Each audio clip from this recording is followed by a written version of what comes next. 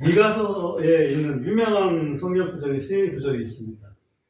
하나는 미가서 4장 2절이고 하나는 미가서 5장 2절이고 하나는 미가서 6장 8절입니다. 세 구절, 유명한 구절이 있는데 그 구절을 한번 잠깐 보고 가겠습니다. 미가서 4장 2절에 보면 우리 한번 같이 읽어보겠습니다. 좀 길지만 같이 한번 읽어보겠습니다. 또 시작. 또 많은 민족들이 이르기를 오라 우리가 주의 산에 올라가서 야곱의 하나님의 집에 이르자. 그분께서 그분의 길들에 대해 우리에게 가르치실 것이요 우리는 그분의 길들 안에서 걸으리라 하니 이는 율법이 시온에서 나아가고 주의 말씀이 예루살렘으로부터 나아갈 것이기 때문이라.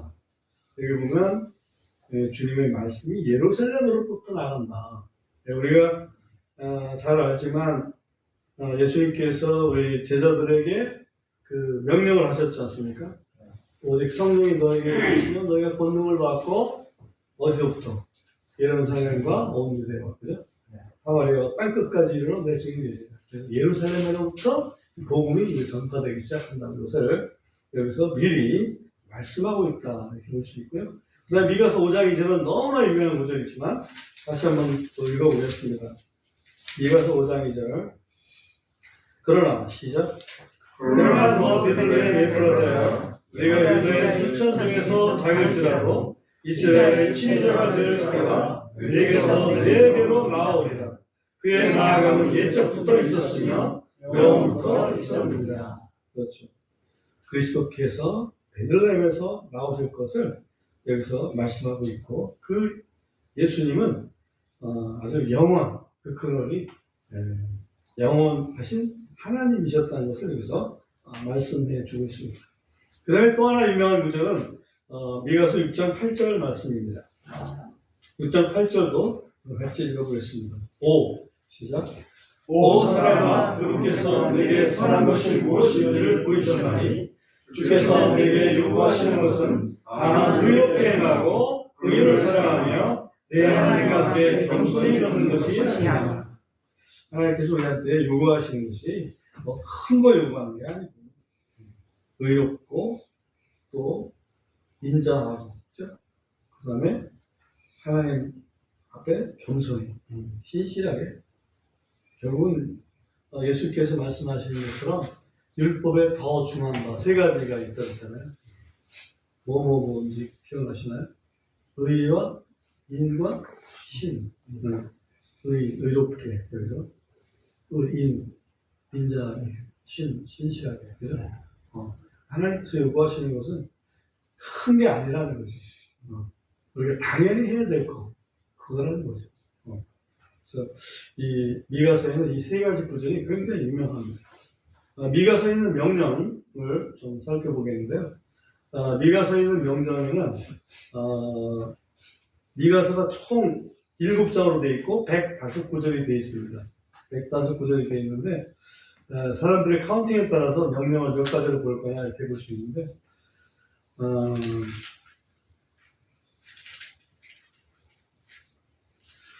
어떤 분은 명령이 한 20가지다 이렇게 카운팅을 했어요. 제가 한번 적어봤는데 예를 들면 이런 겁니다. 들어라, 귀를 기울이라, 또 들어라, 그죠?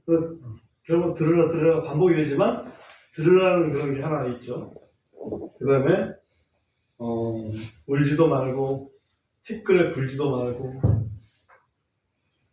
또 머리털을 깎고 머리털을 독수리처럼 하고 이런 어찌 보면 좀 회개에 관련된 그런 말씀도 있고요. 그 다음에 일어나 떠나라, 또 일어나 타작하라, 일어나 다투라, 주의 논쟁을 들으라, 뭐 이런 말씀들도 있습니다. 그래서 몇 가지만 좀 살펴보려고 그러는데 제가 살펴보려고 하는 것은 딱 그 명령 2가지고 그 다음에 마지막 예언 1가지 이렇게 3가지만 좀 살펴보려고 합니다. 첫 번째 명령이 뭐냐면 들으라입니다. 미가서 1장 2절을 한번 미가서 1장 2절을 한번 여러분이 읽어줘 보시기 바랍니다. 너희 모든 백성아 들으라. 오 땅과 거기 있는 모든 것들아 귀를 기울이라. 주 하나님 곧 자신의 거룩한 전에서 나오시는 주께서 너희를 대적하는 증인이 되시도록 하라. 예, 여기 보면 들으라 이렇게 했는데 하나님이 증인 되게 하셔라 이렇게 말씀하고 계십니다. 하나님 증인 되게 하셔라. 뭔가 지금 논쟁이 일어나고 있다는 얘기입니다. 변론이 일어나고 있다는 얘기입니다. 변론. 그 변론하고 관계가 있는 말씀을 또 잠깐 봅니다. 미가서 6장 1절과 2절 1절과 2절을 한번 읽어줘 보시기 바랍니다. 너희는 이제 주께서 말씀하시는 것을 들을지어다. 너는 일어나 산들 앞에서 다투며 작은 산들이 내 목소리를 듣게 하라 하셨느니라. 오 산들아 너희 땅에 강한 기초들아 너희는 주의 논쟁을 들을지어다. 이는 주께서 자신의 백성과 논쟁하시며 그분께서 이스라엘과 변론하실 것이기 때문이다. 예, 그리고 주의 논쟁, 개혁한글로 보면 여호와의 논쟁 이런 표현이 나옵니다. 여호와께서 주님께서 논쟁을 하시겠다 이거죠. 논쟁이라는 얘기는 주장이 뭔가 서로 다르다는 얘기죠. 네. 사람들의 주장하고 하나님의 주장이 다를 때 이걸 논쟁이라고 얘기를 합니다. 욥에 대해서 사탄의 주장이 다르고 또 하나님의 평가가 달랐습니다. 솔로몬 앞에서 한 아이를 두고 이쪽 여인의 말이 다르고 또 저쪽 여인의 말이 달랐습니다. 또 부활에 대해서 사두개인의 의견이 논리가 달랐고 또 예수님의 답변이 달랐습니다. 이런 것을 논쟁이라고 얘기를 합니다.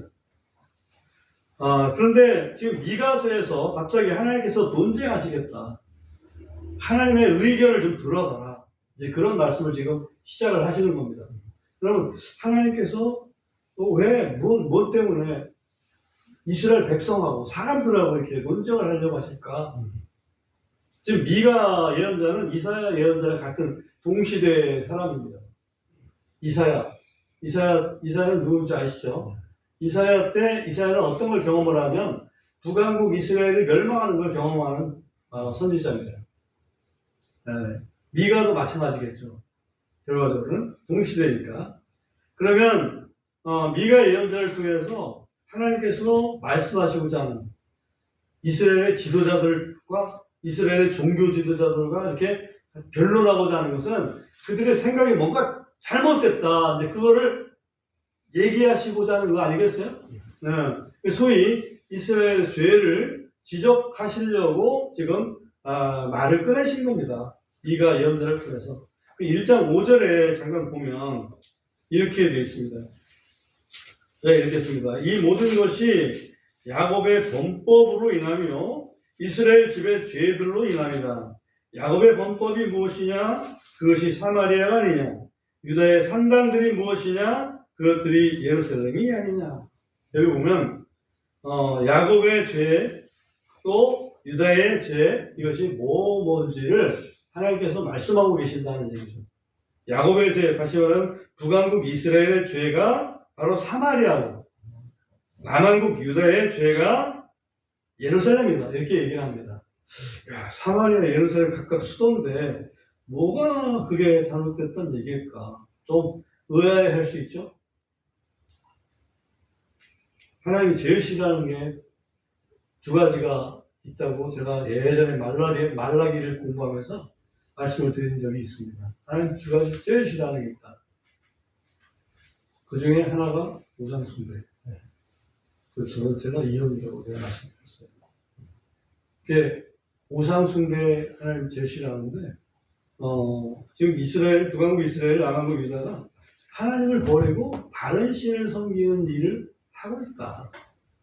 하나님을 섬긴다 하더라도 제대로 섬기는 게 아니고 자기의 탐심을 가지고서 섬기고 있다. 이제 이런 얘기를 지금 사실은 하나님이 하시는 그런 대목이라고 봅니다. 이게 이스라엘, 북왕국 이스라엘의 죄는 사마리아예요. 그 다음에 남왕국 유다의 죄는 예루살렘입니다. 사마리아는 틀림없이 잘못하면 알고 있어요. 그죠? 사마리아는 여호와 대신에 뭘 갖다가 집어넣었어요? 황금 송아지, 그죠? 네. 황금 송아지를 만들어 놓고 그게 여호와라고 얘기를 할 뿐만 아니라 유월절도 다 없애고 또 다 명절 다 없애고 명절 하나 8월 15일 우리나라 광복절 같은 그런 명절 하나 만들어 놓고 이게 여호와의 명절이다라고 얘기를 하고 아주 엉망진창 아닙니까? 제사장도 아론의 자손 중에서 제사장을 만들어야 된다라고 성경의 율법에 분명히 되어 있음에도 불구하고 그거 다 무시하고 아무거나 제일 천직이니까 하고 싶은 사람 손들어 이래가지고 하는 게 이 사마리아란 말이죠. 그러니까 그들이 얼마만큼 여호와라고 하는 이름은 있지만 여호와의 말씀과는 전혀 상관없는 죄를 짓고 있는지를 아주 적나라하게 보여주는 게 사마리아예요. 그럼 예루살렘은 안 그렇지 않냐? 예루살렘은 안 그렇죠. 근데 내용면에서 그렇다는 얘기예요. 내용면에서 그거를 지적하고 계십니다. 그 다음에 3장에 가봅니다. 미가 3장 11절에 가보면 이런 말씀이 있어요. 그것에 우두머리 된 자들은 대가를 바라고 재판하고 그것의 제사장들은 삭슬을 바라고 가르치며 그것의 예언자들은 그것에 돈을 바라고 점을 치는도다. 그럼에도 그들이 주를 의지하여 말하기를 주께서 우리 중에 계시지 아니하냐? 어떤 재앙도 우리에게 임하지 못하리라 하는도다. 이게 왕, 제사장, 예언자 이 세 대표 직종에 있는 그런 우두머리들이 한마디로 이스라엘의 그 지도자들이 아주 하나님 뜻과는 전혀 상관없는 방식으로 그 일들을 하고 있다. 왕은 대가를 바라고 재판을 하고 제사장은 싹스를 바라고 가르치고 예언자들은 돈을 바라고 점을 친다. 기가 막힌 일 아닙니까? 지난 주간에도 우리나라에도 정말 참 어떤 분들에게는 굉장히 가슴 아픈 판결을 받았어요. 그거는 서해 공무원 여러분 이대준 씨라고 기억할지 모르겠어요. 서해 공무원 피살된 분인데 쪽배인가 나무 토막이 그게 이제 밀려가지고 어디까지 북한까지 갔지 않습니까? 그래서 거기서 화염방사기 비슷한 걸로 완전히 그냥 시신이 불에 타도록 피살을 당한 그 사건인데 그거를 여러 증거상 축소 은폐해가지고 그거를 그 사람이 직접 한국이 싫어서 또 뭐 빚을 좀 져서 그 문제 때문에 고민하다가 이렇게 북한으로 간 그런 저희가 나쁜 그런 사람이다 이렇게 몰아가지고 무마시켰지 않습니까? 그래서 그것을 재조사를 했더니 이게 뭐 수많은 의구심이 많이 드러났어요. 그런데 지난주에 무죄 판결 났습니다. 아시는 분 다 아실 거예요. 그죠? 이게 이 미가서 3장 11절 이 예언하고 우리나라는 똑같다.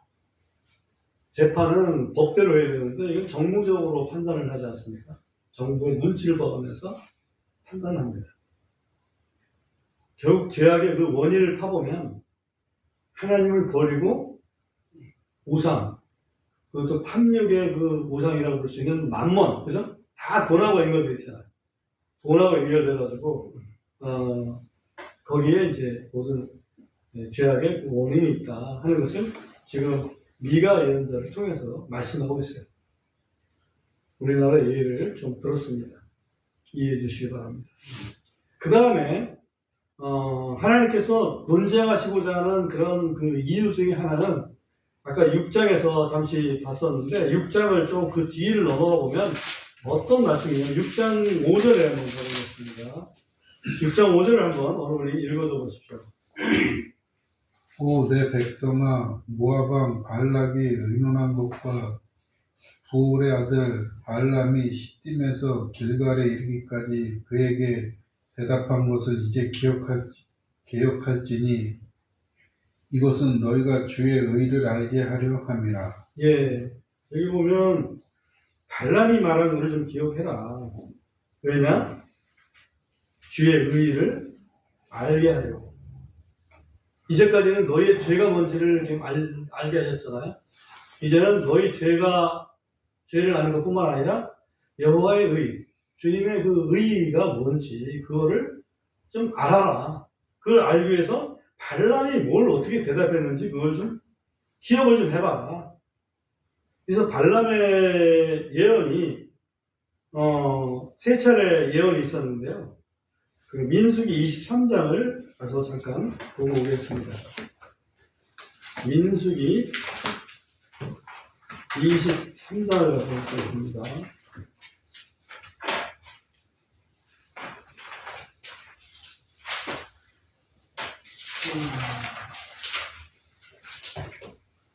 민수기 23장 10절을 보면 이렇게 되어 있습니다.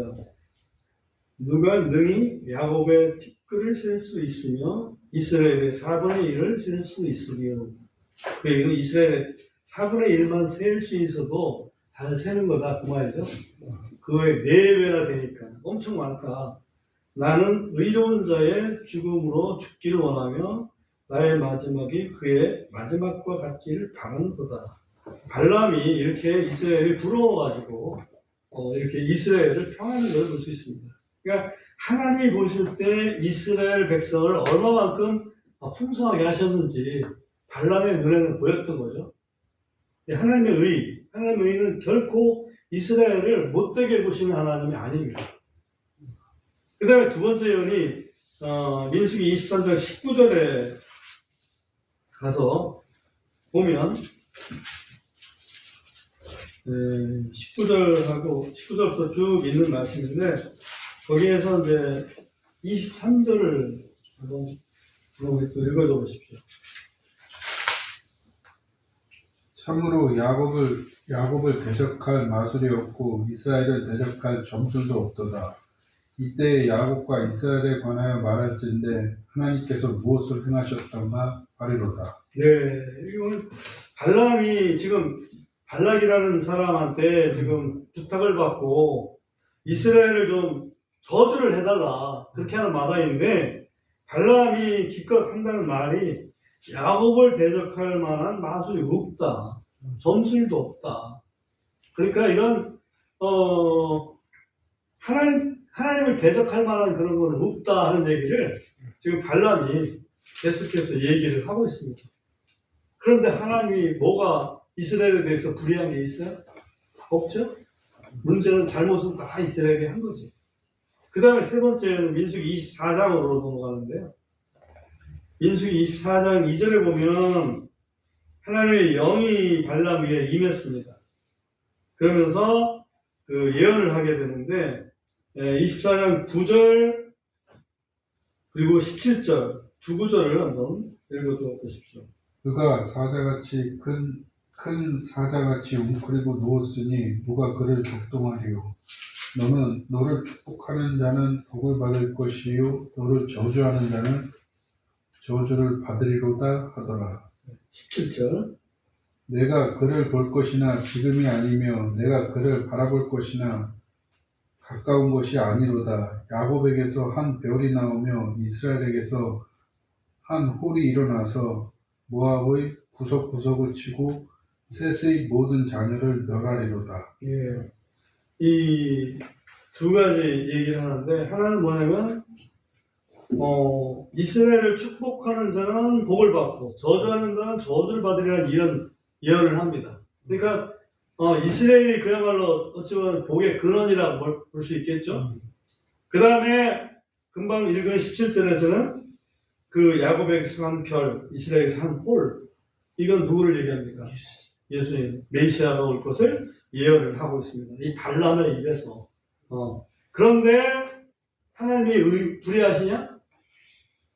그렇지 않다 이거죠. 미가 예언자가 계속해서 말씀하시고자 하는 것은 이스라엘 사람들은 왜 우리한테 잘못해 주십니까? 라고 불평불만하는데 아니올시다. 하나님은 불의한 적이 없으시고 이스라엘을 늘 복 주시려고 했는데 너희가 문제다 하는 거죠. 예언이 쭉 있는데 이스라엘을 저주하게 하시는 경우가 있을까라고 한번 발람의 예언을 쭉 봤는데 하나도 없어요. 저주해달라 부탁을 했는데 발람은 한마디도 이스라엘을 저주하지 않았어요. 그게 하나님이라고. 그리고 하나님께서 요구하시는 거 아까 미가서 6장 8절에서 얘기했지만 의, 인, 신. 그죠? 의롭게 행하라. 우리가 의롭게 행하려면 믿음으로 행해야 되겠죠? 믿음으로 행하라. 또 인자하게 불쌍하게 여기면서 더 사랑해줘라. 이 말은 우리가 우리한테 잘못하는 사람 용서하고 원수도 도와주고 하는 이러한 심성이 꼭 필요합니다. 나는 저 사람 원수니까 난 절대로 저 사람 용서 못하고 저 사람이 잘못돼도 나는 그냥 항상 희희낙낙할 거고 잘못되기를 늘 빌 거고 그러면 안 된다는 얘기죠. 우리 그리스도인들은. 그치? 진정한 원수는 마귀밖에 없어요. 우리한테. 사람은 원수가 될 수 없습니다. 그리고 신실하게 하나님 앞에서 겸손하다는 얘기는 하나님 말씀이면 내가 순종하는 마음으로 살아야 되는 거지. 하나님 말씀은 그렇고 내 생각은 달라요 하고서 내 입장이 돼보세요 하나님 이렇게 얘기하는 경우가 많다고. 아니옵시다. 예수님 입장 돼보셨습니까? 예수님 입장 돼보면 내 입장은 아무것도 아니구나 하는 걸 알게 됩니다.